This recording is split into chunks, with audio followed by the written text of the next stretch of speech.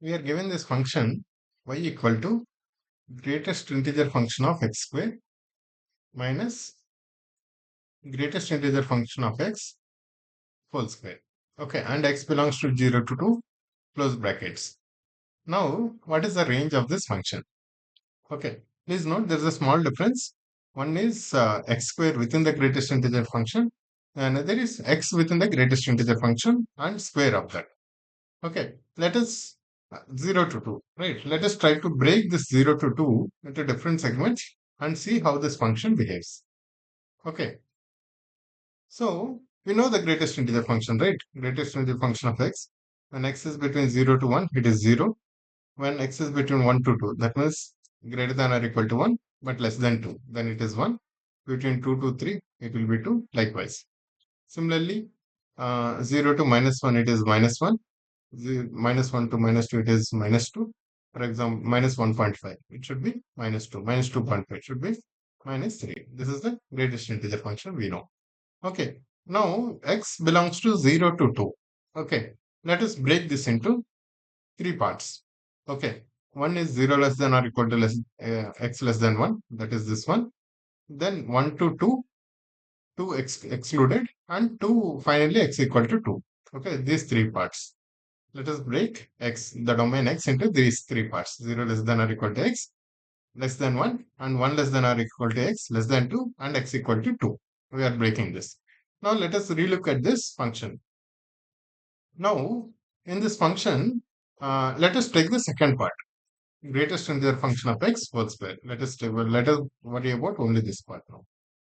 Okay, between 0 to 1, between 0 to 1, what is greatest integer function of x? That is 0. Right, this is 0 square. Between 1 to 2, between 1 to 2, what is this? This is 1, 1 square. This is right. Greatest integer function of x is 1. This is 1 square. At 2, at 2, what exactly is this? At 2, that is this point. Greatest integer function of x is 2. So this is 2 square. Okay, this is 2 square. Greatest integer function of 2 is actually 2. Now, this part we have figured out. Let us look at the overall function now. Now, what does this mean? Why, when 0 less than or equal to x less than 1, this function becomes this part will remain this part minus 0, which is equal to this. That is this one. Right. And then for 1 less than or equal to x less than 2, this part becomes this, let it be this, minus this one, 1 square, minus 1 square, which is equal to minus 1. Right. This is minus 1 square.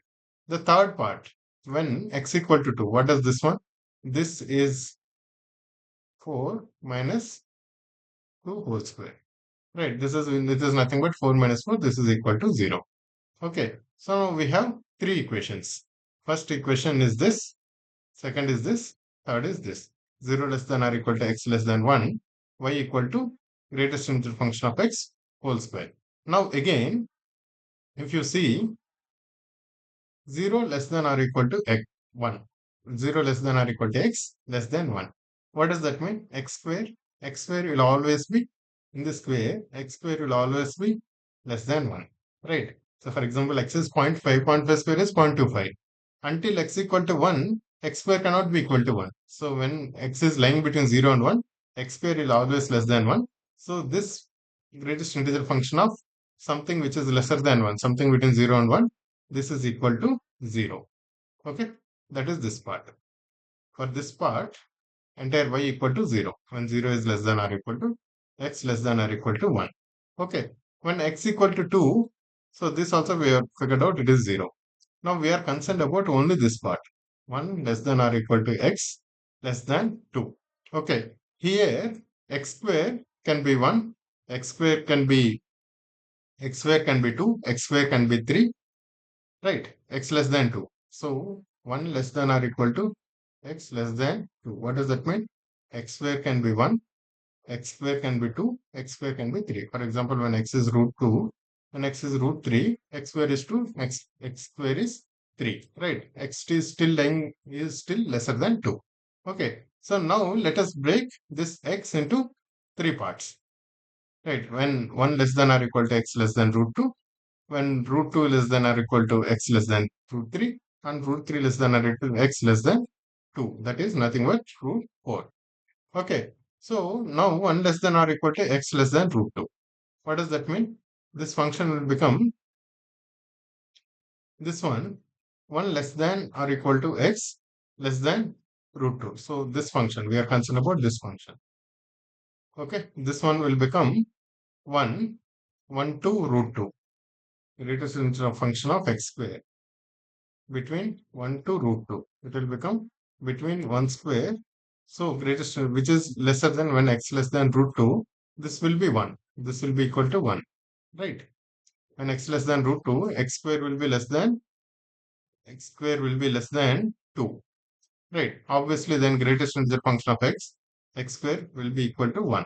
Okay. So 1 minus 1 should be 0. Similarly, between root 2 and root 3, what is greatest integer function of x square?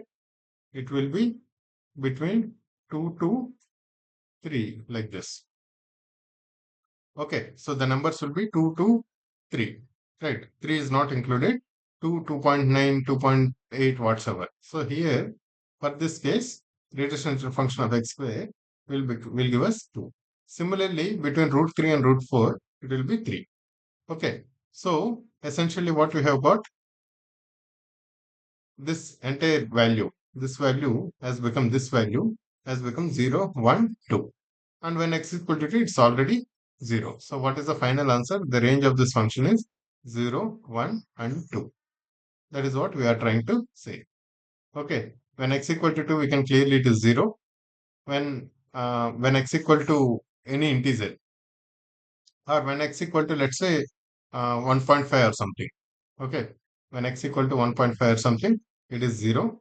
When x equal to greater than root 2, that is, sorry, when x equal to 1.5, what we are saying, when x equal to 1.5, then this is 1.5 square, which is 2.25. This is 2 minus 1, right, which is equal to 1.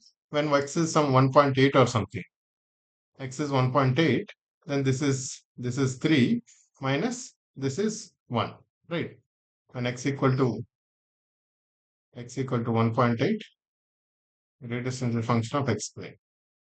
This is equal to 3 minus 1.8. This is 0.8.